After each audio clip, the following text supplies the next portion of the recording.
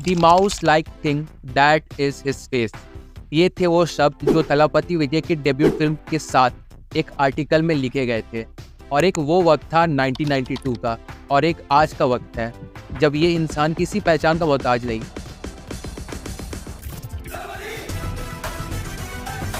But ये जो सफ़र रहा है ना, फ्रॉम 1992 से आज 2024 तक का, वो भी काफ़ी इंटरेस्टिंग रहा है। क्योंकि आज के वक्त पे जिस लेवल की इमेंस फैन फॉलोइंग थलापति विजय होल्ड करते हैं, वो करेंटली बॉलीवुड में किसी और एक्टर के लिए सोचना भी नामुमकिन है। और इसलिए इन्हें रजनीकांत, कमल हासन के बाद उसी same aura, same stardom, same screen presence को डिफाइन करने वाला माना जाता है। और ये सिर्फ एक चाइल्ड आर्टिस्ट और एक स्टार और एक सुपरस्टार की जर्नी नहीं, बल्कि एक विजय से लाया थलापति और फिर थलापति विजय तक का भी सफर रहा है, जहां इनकी फिल्में किसी त्यौहार से कम नहीं होती है। और अब जब इन्होंने अपनी फिल्मों से रिटायरमेंट की अनाउंसमेंट कर दी है, तो ये भले एक निराशा वाली बात है for whole Indian cinema. But आइए इसी मौके पर हम जानते हैं इनकी लाइफ जर्नी को और सेलिब्रेट करते हैं इनकी स्टोरी को। So let's begin. जोसेफ विजय चंद्रशेखर, जिन्हें हम सब थलापति विजय के नाम से जानते हैं, उनका जन्म 22 जून 1974 में हुआ था। जहां इनके पिता एस ए चंद्रशेखर हैं, जिन्होंने ऑलमोस्ट 70 प्लस फिल्में डायरेक्ट की है और बहुत ही रिनाउंड एक्टर भी रह चुके हैं। और इनकी माँ शोभा चंद्रशेखर प्लेबैक सिंगर रह चुकी है। और इन्होंने अपनी स्कूलिंग कंप्लीट करने के बाद बैचलर डिग्री के लिए लोयला कॉलेज में पढ़ाई तो की, बट इनका जो मेन इंटरेस्ट था वो फिल्मों की दुनिया में ज़्यादा था। एंड जस्ट लाइक महेश बाबू, इन्होंने भी अपने सपने की शुरुआत बचपन से ही कर दी थी, जहाँ Vijay made his debut as a child actor in the Tamil film Vetri in 1984। फिर उसके बाद उन्होंने 6 और फिल्मों में एज ए चाइल्ड आर्टिस्ट काम किया, जिनमें से एक तो रजनीकांत सर की ही थी। और फिर फाइनली 7 साल बाद he made his official debut as a lead actor with Naalaiya Theerpu in 1992, जो क्रिटिकली और कमर्शियली बहुत ही बुरी तरह से फ्लॉप रही। बट ये जो सफ़र था ना, वो तो बस अभी शुरू ही हुआ था।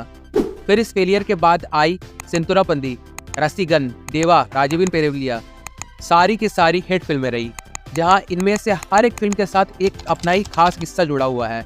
फिर फर्स्ट सेंतुरापंथी विजय की पहली हिट फिल्म बनी। फिर उसके बाद रसीगन में विजय को फॉर द फर्स्ट टाइम लिया थलापति नाम से जोड़कर बुलाया जाने लगा, जिसका मतलब होता है यंग कमांडर। और ये नाम उन्होंने अपनी अगली लगातार हिट फिल्मों से जाहिर भी कर दिया कि हाँ, वो तमिल सिनेमा के यंग कमांडर है। और ऐसे ही काम करते करते साल 1996 में आई इलिया थलापति विजय की फिल्म पोवे उन्नाकागा, जो क्रिटिक्स को तो बहुत ज़्यादा पसंद आई, बट कमर्शियली तो इस फिल्म ने प्रोड्यूसर पर लाइक पैसों की बारिश कर दी थी। एंड इन 1998 इन्हें कलाईमामणि अवार्ड के साथ गवर्नमेंट ऑफ तमिलनाडु ने सम्मानित भी किया। तो यहाँ तक तो सब बढ़िया ही जा रहा था, बिल्कुल किसी फिल्मी गाने की तरह। और अब क्या आगे ऐसा लग रहा है कि इनकी आगे कोई ट्रेजेडी होगी जिसमें इनकी सारी फिल्में फ्लॉप होने लगेगी। तो लेट मी डिसअपॉइंट यू, ऐसा कुछ नहीं हुआ है।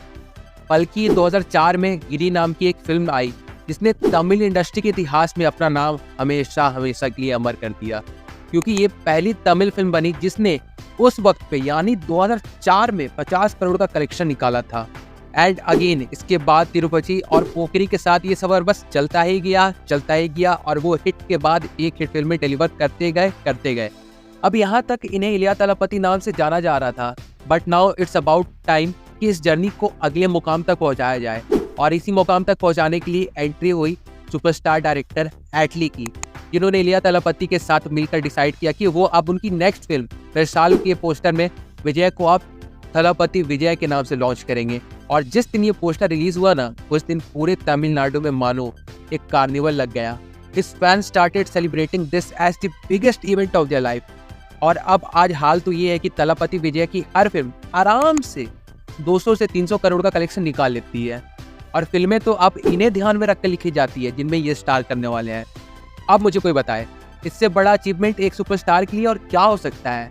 एंड अगर इस सफ़र को कंक्लूड एक लाजवाब बात बताकर करना चाहूँ तो वो ये होगा कि थलापति विजय की 2004 की फिल्म गिली जब 20 अप्रैल 2024 को रिलीज हुई, तो इसने वापस से 34 से 50 करोड़ का कलेक्शन कर लिया। और इसी के साथ ये फिल्म पूरे इंडियन सिनेमा, गौर करिएगा, पूरे इंडियन सिनेमा, ना तमिल, ना साउथ इंडिया, ना नॉर्थ इंडिया, बल्कि पैन इंडियन सिनेमा की सबसे ज़्यादा कमाई करने वाली रिलीज फिल्म बन गई। And if this is not what we call stardom and craze, तो भाई साहब मुझे तो माफ़ करो, मुझे नहीं पता स्टारडम किसे कहते हैं लिटरली। देखो, मैं इस चैनल पर मेनली उन्हीं सेलेब्स या फिल्म्स की बात करता हूँ जिनके साथ मेरे खुद की लाइफ के कुछ मोमेंट्स जुड़े हुए हैं। फिर चाहे वो उनकी ऑफ स्क्रीन लाइक किसी स्टेज शो या फिर ऑन स्क्रीन लाइक किसी फिल्म ने मुझे बहुत ज़्यादा इंप्रेस किया था। और इसलिए आज के इस वीडियो में मैं वैसे ही कलाकार के बारे में बात करने वाला हूँ जिनकी एक फिल्म ने मुझे साउथ इंडियन फिल्मों को देखने का नज़रिया बदल दिया था। तो विदाउट एनी फर्दर डिले आते हैं सीधा मुद्दे पे। तो महेश बाबू, जिनका पूरा नाम घटमनेनी महेश बाबू है, वो तेलुगु फिल्म इंडस्ट्री का सुपरस्टार घटमनेनी शिवारामा कृष्णमूर्ति के 5 बच्चों में से चौथे बेटे हैं। और जब अपने पापा इतने बड़े सुपरस्टार हो तो फिर उनकी फैमिली को लाइमलाइट तो बहुत ही मिली होगी और उनके सारे बच्चों को इस कारण से एक्स्ट्रा वेल ट्रीटमेंट भी मिला होगा, फिर चाहे वो स्कूल की बात हो या फिर कॉलेज की। यही लग रहा है ना? अगर हाँ तो sorry to disappoint you, but no. Mahesh Babu के पिता सुपरस्टार कृष्णा है, ये उनके किसी भी क्लासमेट को पता नहीं था। और इसके पीछे का कारण ये था कि स्कूल में उन्हें कोई भी एक्स्ट्रा वेल ट्रीटमेंट ना मिले।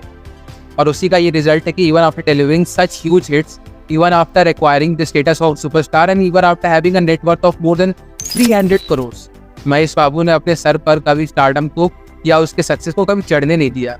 और आज अगर उनके नाम के आगे से सुपरस्टार हटा भी दिया जाए, उसमें एक तिनके भर का भी फर्क नहीं आएगा।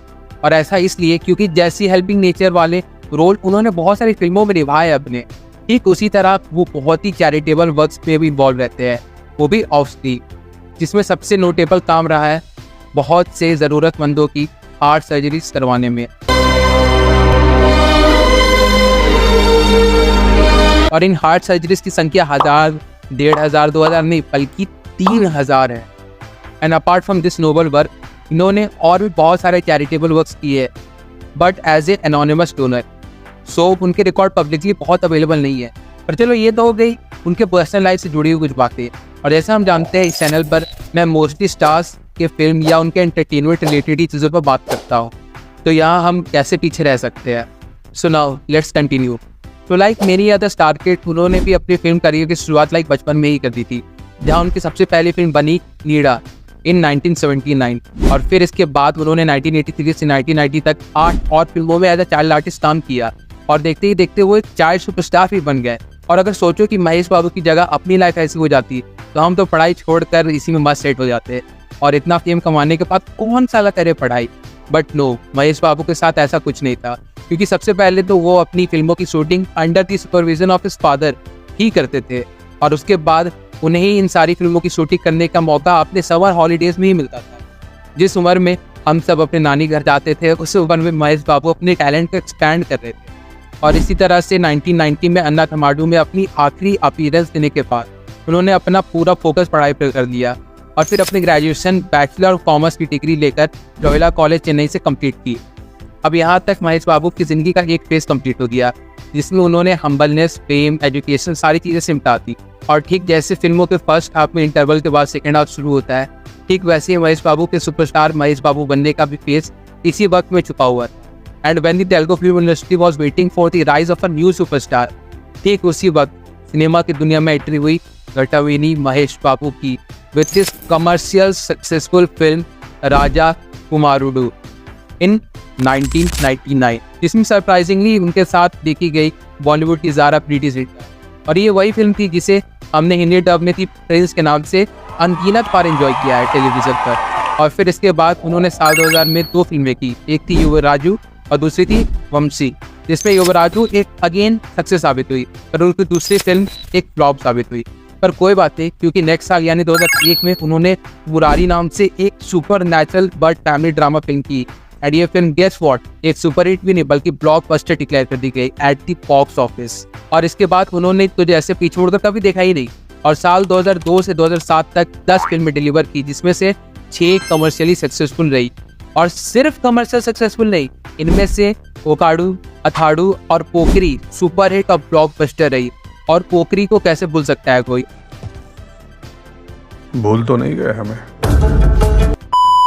आफ्टर ऑल ये वही फिल्म थी जिसने बॉलीवुड सुपरस्टार सलमान खान को उनके करियर का सबसे बेस्ट रिवाइवल दिया था। जी हाँ, मैं वांटेड फिल्म की बात कर रहा हूँ, which was the remake of Pokiri. और इतना ही नहीं, इससे तमिल में भी सुपरस्टार थलपति विजय की फिल्म पोखरी के नाम से रीमेक किया गया था, जो अगेन एक सुपरहिट साबित हुई थी with grossing over 75 crore at the box office.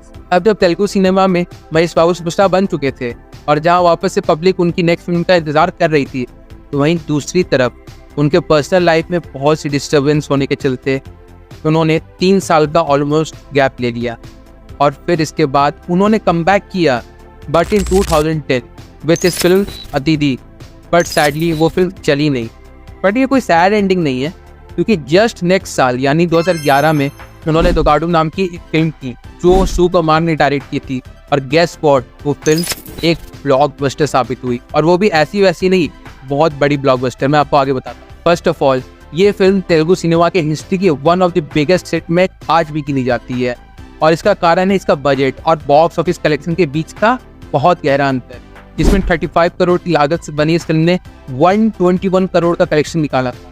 यही नहीं, अभी और सुनिए। बल्कि टाइम्स ऑफ इंडिया ने इसे one of the top 10 films one should watch और 2011 में भी शामिल किया था। और उसके बाद यूएस में इसके मैसिव कलेक्शन को देखकर दी लॉस एंजेलिस टाइम्स वालों ने इस फिल्म को the biggest hit you have never heard of का भी टाइटल दे दिया। मतलब देख रहे हो, इस लेवल का कमबैक किया इन्होंने। 3 साल तक तो कोई फिल्म नहीं, कमबैक किया वो फिल्म फ्लॉप हो गई, पर फिर इतना टॉप लेवल का कमबैक हुआ कि नेशनल से इंटरनेशनल लेवल तक इसके चर्चे रुक नहीं रहे थे। पर अब क्या लग रहा है, बस जो था इतना ही था। यही नहीं, अभी और सुनिए। इस फिल्म के ब्लॉकबस्टर होने के चर्चे इनकम टैक्स डिपार्टमेंट में इतनी गहरी तरह से फैले कि महेश बाबू के जुबली हिल्स के रेसिडेंस पर रेड मारनी पड़ी क्योंकि उन्हें कहीं टिप मिली थी कि महेश बाबू को उनकी अगली कई फिल्मों के लिए 12 करोड़ की फीस दी गई है। मतलब समझ रहे हो किस लेवल का भौकाल मचा था। पर फिर ये सब यही थोड़ी थमने वाला था क्योंकि साल 2012 में महेश बाबू ने वापस से कमबैक किया with his super hit film businessman. और एक बात पे तो मैं सर्च लगा सकता हूँ कि जितने पैसे इसने बॉक्स ऑफिस पर नहीं कमाए थे उससे ज़्यादा तो इसने नॉर्थ इंडिया या कह सकते हैं हिंदी डब में रिलीज होकर टेलीविजन की दुनिया में तहलका मचा कर कमाया था, जिसके वजह से महेश बाबू, नागार्जुना, चिरंजीवी सर जैसे मेगा स्टार्स के साथ साथ नॉर्थ इंडिया में छा गए थे। और फिर साल 2013 में अगेन एक हिट फिल्म आई जिसे हिंदी में सबसे बढ़कर हम 2 के नाम से जाना जाता है।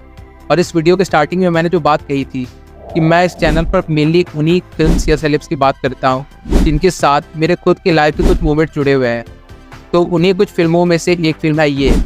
और ऐसा इसलिए क्योंकि मुझे आज भी याद, मैंने ये फिल्म साल 2018 में जाकर देखी थी और उसी साल कुछ पर्सनल प्रॉब्लम्स के चलते कुछ ठीक नहीं चल रहा था अपने लाइफ में। And I am not lying, I am saying this genuinely. And I still remember कि उस दिन सोनी मैक्स पर ये फिल्म आ रही थी, so I gave it a try कि चलो देख लेते हैं। एंड बिलीव मी, ये फिल्म इतनी अच्छी फील गुड फिल्म है कि इसने मुझे काफ़ी हद तक उस वक्त हेल्प किया था मेरे उस बैड फेस से निकलने में। The story, the emotions and the ending, it all got me. And believe me और not, but this was my first proper introduction to Mahesh Babu. अब चलो वापस कंटिन्यू करते हैं। तो इसके बाद आई one in 2014 which is one of my favourite film Mahesh Babu because of its concept. और आगे 2014 से 2024 तक टोटल 5 ब्लॉकबस्टर सुपरहिट फिल्में देने के बाद अब पूरी इंडिया उनकी 29th फिल्म, जिसे SSMB 29 से डिनोट किया जा रहा है, जिसे blockbuster director SS Rajamouli direct कर रहे हैं, उसका वेट कर रही है। और इस फिल्म का रूमर्ड बजट अराउंड 1000 करोड़ है। So there is no doubt कि ये बहुत ही बड़ा मेगा प्रोजेक्ट होने वाली है जिसका इंतज़ार ऑडियंस और बॉक्स ऑफिस बेसब्री से कर रही है।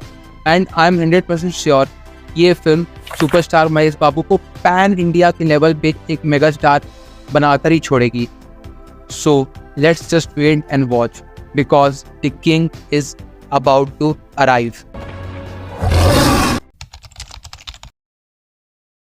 इस वीडियो की शुरुआत मैं एक बहुत ही छोटा बट इंटरेस्टिंग किस्सा बताकर करना चाहूँगा। तो देखो, 2018 तक मैं ज़्यादा साउथ इंडियन एक्टर्स के बारे में नहीं जानता था apart from Prabhas, Mahesh Babu, Allu Arjun, just to name a few. और उस वक्त मैं फेसबुक बहुत ज़्यादा यूज़ करता था। और उसी साल मुझे याद है कहीं पे मैंने एक पोस्ट देखा था जहाँ लोग चिरंजीवी, नागार्जुन और एक और एक्टर पवन कल्याण की मैसिव फैन फॉलोइंग की बात कर रहे थे। तो देखो, मैं चिरंजीवी सर को इंद्रादी टाइगर और नागार्जुन सर को उनकी मल्टीपल फिल्म से जानता हूँ, but the name Pawan Kalyan was very new to me. और फिर वही पोस्ट पे एक बंदे ने ऐसा कमेंट किया जिसने मेरा अटेंशन ग्रैब किया कि Pawan Kalyan has the most loyal fan base amongst the all Telugu actors. और ये बात मेरे साथ रह गई।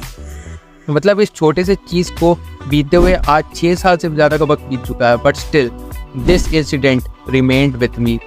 और फिर इसी साल यानी 2024 में जब आंध्र प्रदेश में उनकी पार्टी ने 29 में से 29 सीट्स जीत डाली, तो मुझे वापस से इस नाम का क्रेज समझ में आया। So it's high time now. तो आइए चलिए इसी मौके पे जानते हैं उनकी पर्सनल लाइफ से लेकर उनके सिनेमा जर्नी और फिर इस मोस्ट सक्सेसफुल पॉलिटिकल जर्नी को। So let's begin. Konidela Kalyan Kumar यानी पवन कल्याण का जन्म 2 सितंबर 1971 में बक्तला आंध्र प्रदेश के एक तेलुगु फैमिली में हुआ था, जहां उनकी मां का नाम अंजना देवी और उनके पिता का नाम कोनिदला वेंकट राव, जो कि एक पुलिस कांस्टेबल थे जिनका ट्रांसफर रेगुलरली होता रहता था। अब आगे अगर इनकी पढ़ाई की बात करें तो पवन कल्याण ने सन जोसेफ हाई स्कूल से, जो कि नेल्लौर में पढ़ता है, वहां से की थी। वेल ये तो हो गई इनकी अर्ली लाइफ से जुड़ी हुई बस छोटी सी बातें, बट जिस चीज़ ने इनकी किस्मत को बिल्कुल बदल कर रख दिया वो थी इनकी फिल्मी जर्नी, जिसकी शुरुआत साल 1996 में हुई थी विद द फिल्म अकाड़ा अमई इकाड़ा अबई, जो कि अपने यूनिक मार्केटिंग कैंपेन की वजह से ऑडियंस का अटेंशन ग्रैब करने में कामयाब हुई थी। एंड बॉक्स ऑफिस पे ये फिल्म एक मॉडरेट सक्सेस थी। लेकिन इस फिल्म में पवन कल्याण की एक्टिंग के अलावा एक और चीज़ की भी तारीफ की गई थी और वो थी उनकी मार्शल आर्ट्स की। एंड लेटर इन 1997 इन्हें पवन के टाइटल से नवाजा गया by the Asian ryu karate association after a public arts demonstration. Then इसी साल यानी 1997 में इनकी फिल्म कोकोमल्लू सीता भी रिलीज हुई, जो कि एक कमर्शियली हिट फिल्म थी और इसी फिल्म से उन्हें पहली बार एज पवन कल्याण के नाम से क्रेडिट दिया गया।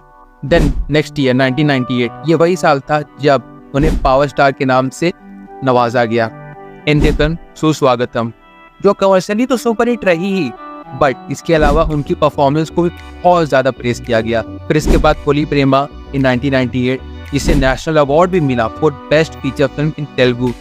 फिर उसके बाद 6 स्टेट नंदी अवार्ड्स। एंड इतने सक्सेस के बाद भी उनकी जर्नी रुकी नहीं, बिकॉज थमाडू जो कि 1999 में रिलीज हुई थी वो एक बहुत ही बड़ी ब्लॉकबस्टर फिल्म साबित हुई। देन बद्री साल 2000 में आई, अगेन एक blockbuster.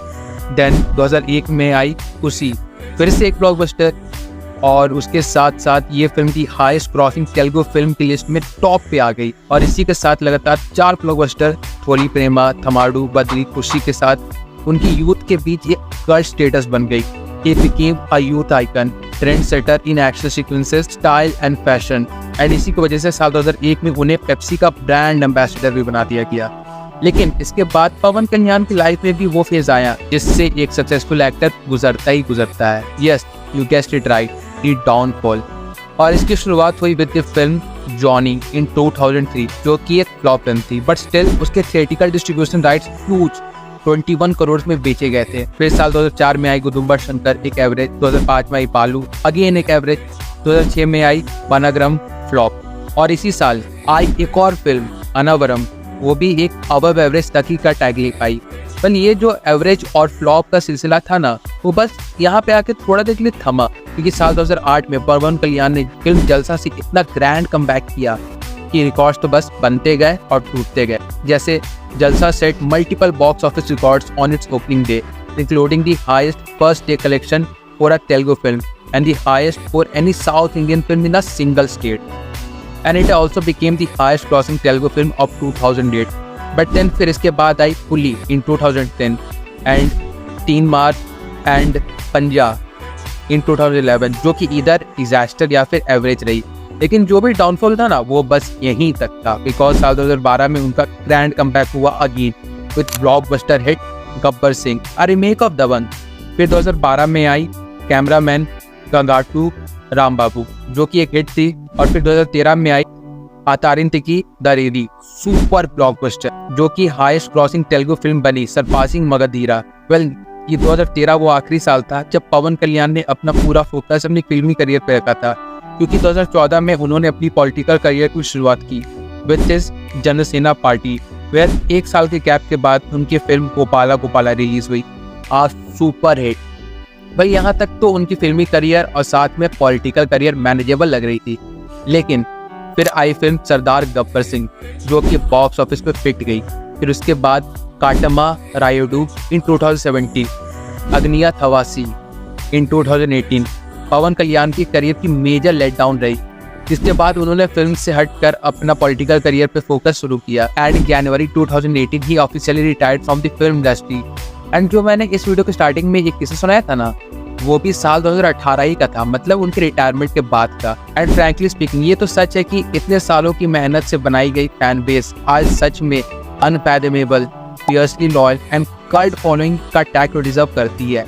And there is no doubt that Pawan Kalyan if not the most but is definitely one of the biggest mega star of Telugu cinema, जिनकी स्टार पावर सिर्फ उनकी फिल्मों तक ही नहीं बल्कि दूसरे एक्टर्स की फिल्मों में भी दिखती है। लाइक फॉर एग्जाम्पल साल 2014 में आई येवुडू कि एक सीन में रामचरण और श्रुति हसन के कैरेक्टर को हम थिएटर में गब्बर सिंह देखते हुए देख सकते हैं। Where the reaction of Shruti Haasan character watching Gabbar Singh and Pawan Kalyan is definitely the best. Well, अब इसके बाद हम बात करते हैं इनकी पॉलिटिकल जर्नी की। तो अगर गौर किया जाए तो पवन कल्याण की पॉलिटिकल करियर की शुरुआत साल 2008 में ही हो गई थी एज द प्रेसिडेंट ऑफ युवा राज्यम, द यूथ विंग ऑफ प्रजा राज्यम पार्टी, जिसे उनके बड़े भाई सुपरस्टार चिरंजीवी ने बनाया था। वेल, उस वक्त तो उन्होंने कोई इलेक्शन नहीं लड़ा, पहले कैंपेन में वो हिस्सा लेते रहे, वेयर उनकी हेल्थ भी इस कारण से थोड़ी ठीक नहीं रहती थी। फिर लेटर 2011 में पीआरपी पार्टी ने कांग्रेस के साथ मर्जर कर दिया। फिर आगे पवन कल्याण ने पॉलिटिकल लाइफ से ब्रेक ले लिया अंटिल इन 2014 जब उन्होंने अपनी जनसेना पार्टी शुरू की, और 2014 में ही पवन कल्याण पीएम नरेंद्र मोदी से भी मिले to discuss issues concerning the Telugu states, and उन्होंने बीजेपी को अपना सपोर्ट भी दिखाया। लेकिन इस साल भी उन्होंने इलेक्शन नहीं लड़ा। देन लेटर नवंबर 2016 में पवन कल्याण ने अनाउंस किया कि he will be contesting in 2019 general election in Andhra Pradesh, और फिर अक्टूबर 2017 में अपनी सारी फिल्मों की शूटिंग कंप्लीट करने के बाद he joined politics completely. Where as a politician उन्होंने उदनम किडनी डिजीज क्राइसिस की तरफ मीडिया और अदर पॉलिटिशियंस का ध्यान तो खींचा through protests and hunger strike, और 2018 में उन्होंने एक प्रोटेस्ट को भी लीड किया उन किसानों के लिए जिन्होंने सुसाइड कमिट कर दिया था। आगे जब 2019 में आंध्र प्रदेश और तेलंगाना में उन्होंने इलेक्शन लड़ा तो वहाँ उनकी पार्टी कोई ज्यादा कमान नहीं दिखा पाई, यहाँ तक कि जिन दो कॉन्स्टिट्यूंसी से पवन कल्याण ने इलेक्शन लड़ा था वो दोनों जगह वो हार गए। But after this setback in 2019 उन्होंने farmer welfare, transparent governance, poor infrastructure, illegal sand mining, women safety, land encroachment जैसे इशूज को भी हाईलाइट किया। Then further in January 16, 2020, Kalyan announced his party's alliance with BJP. And finally, after many struggle and with public support, 2024 के general and state assembly election में उनकी party ने बहुत बड़ी विक्ट्री हासिल की, जहां उन्होंने 21 MLA सीट्स और 2 MP सीट्स में कॉन्टेस्ट किया। And his party won every seat. And Pawan Kalyan sworn in as a cabinet minister in government of Andhra Pradesh. And he is currently the Deputy Chief Minister of Andhra Pradesh and also the Minister of Panchayat Raj, Rural Development and Rural Water Supply, Environment, Forest, Science and Technology. और अब अगर देखा जाए तो both his film and political career is on full swing, जहाँ 2019 में पवन कल्याण ने silver screen पर वापसी की with हिट फिल्म वकील साहब। फिर 2022 में आई अगेन एक हिट फिल्म बिमला नायक, और 2023 में आई ब्रो, अगेन एक सक्सेस। और अगर आगे देखा जाए तो उनके पास आगे भी बहुत सारे प्रोजेक्ट्स हैं which itself is declaring his mega star and successful status. Well, we all wish mega star Pawan Kalyan more power and success in future, and we will be waiting for his films with excitement. और देखते हैं उनकी film जब next पर आएगी तो हम उसका भी रिव्यू जल्द से जल्द लाएंगे अपने सेकंड चैनल पे। वेल, ये था एक वीडियो तेलुगु इंडस्ट्री के one of the biggest and greatest star Pawan Kalyan पर। आपको ये वीडियो कैसी लगी कमेंट करके जरूर बताएं। बाकी फिर चलिए मिलते हैं बहुत जल्द एक और नए वीडियो के साथ। तब तक के लिए bye and thank you for watching.